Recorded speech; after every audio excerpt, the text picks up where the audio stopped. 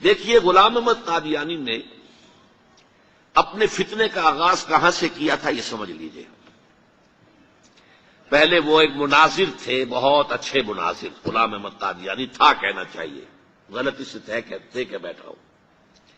آریہ سماجیوں سے مناظرے کیے، عیسائیوں سے مناظرے کیے، مناظروں میں فتح حاصل کی، مسلمانوں کی آنکھوں کا تارا بن گئے، محبوب ہو گیا۔ اس کے بعد اس نے ایک فتنہ چھوڑا، ایک شوشہ چھوڑا، نبوت اور وحی تو رحمت ہے، رحمت کیسے بند ہو سکتی ہے؟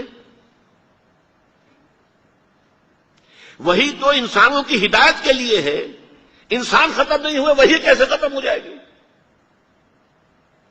دیکھیے بظاہر یہاں دلیل ہے،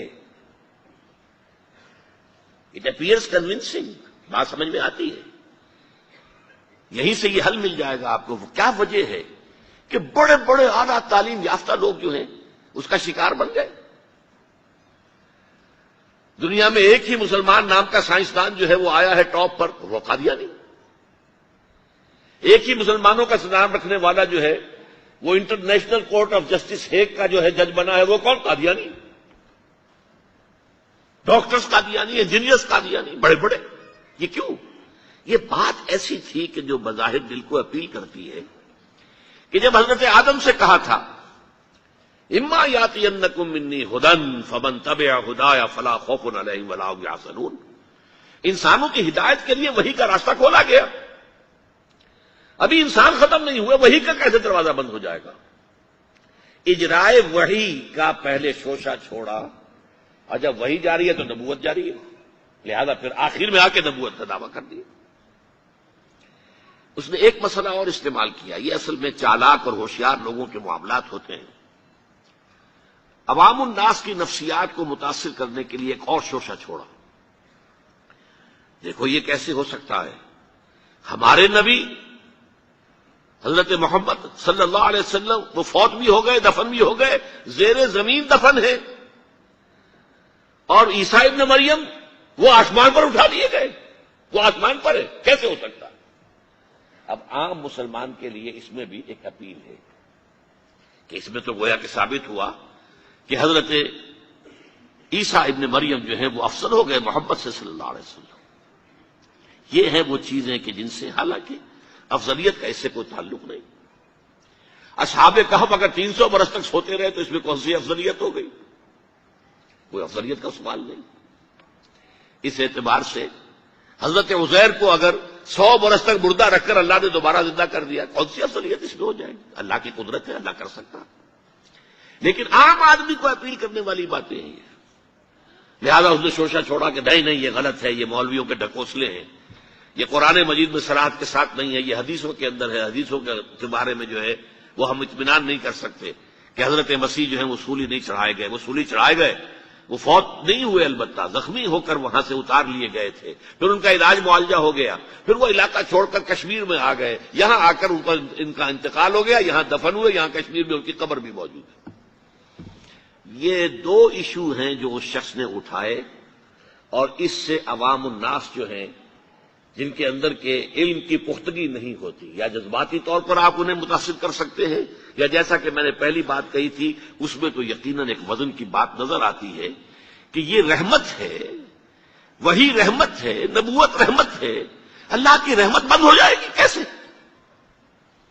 اب اس کا جواب ہے یہاں۔ میں نے اس قادیانی سے کہا کہ مجھے یہ بتاؤ کہ کیا تم یہ مانتے ہو کہ اللہ کی ہدایت قرآن میں کامل ہو گئی؟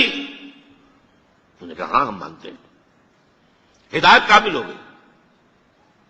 میں نے کہا کیا تم یہ مانتے ہو کہ قرآن محفوظ ہے، اس میں تحریف نہیں ہوئی؟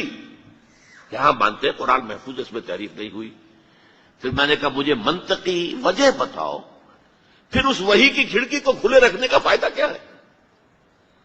وہاں سے جو آنا تھا جو مکمل ہو گیا قرآن۔ ہاں قرآن میں اگر تحریف ہو جاتی، اس کی حفاظت کا ذمہ نہ لیا گیا ہوتا تو کسی نبی کی ضرورت تھی کہ جو آ کے اس کی تصحیح کرتا کہ یہ بات یوں نہیں یوں تھی، یہ غلطی کر دی گئی ہے، ورنہ حقیقت یوں تھی۔ منطقی اعتبار سے ایک حاجت، ایک جواز پیدا ہوتا ہے اس وحی کے جاری رہنے کا اور نبوت کے جاری رہنے کا، بشرطے کہ ان دو باتوں میں سے کسی ایک کو مانو. یا تو یہ کہو کہ ہدایت قرآن میں مکمل نہیں ہوئی، اور یا کہو ہو تو گئی تھی لیکن قرآن جو ہے گم ہو گیا، قرآن کے اندر تحریف ہو گئی، وہ اصل قرآن نہیں ہے.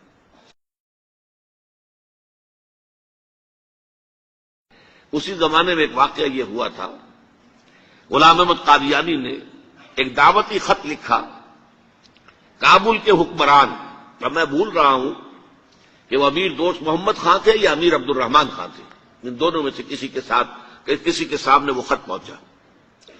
جیسے کہ حضور نے خطوط بھیجے تھے قیصر کو، کسریٰ کو، تو اس کو بھی شوق چرایا کہ میں بھی تو اب نبی ہوں، نبوت کا دعویٰ کر چکا ہوں، تو مجھے پڑوس کا ملک جو ہے افغانستان، وہاں کے بادشاہ کو دعوت دینی چاہیے کہ وہ مجھ پر ایمان لائے.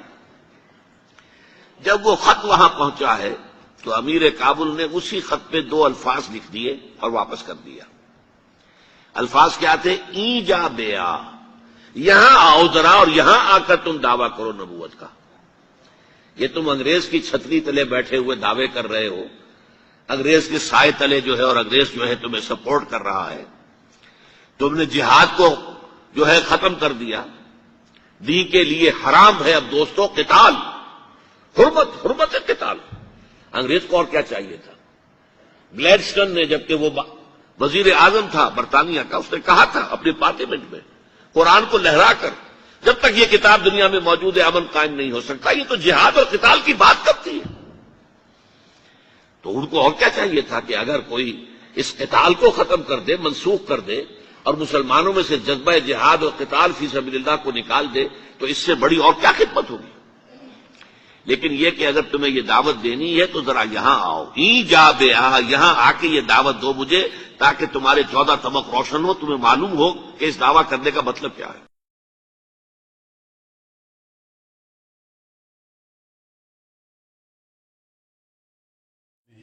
کہ حضرت مسیح موعود علیہ السلام کو اسہال کی تکلیف تھی، جس کے نتیجے میں آپ کو بار بار بیت الخلاء جانا پڑتا تھا، اور ظاہر بات ہے کہ اس کے نتیجے میں کمزوری ہوتی ہے.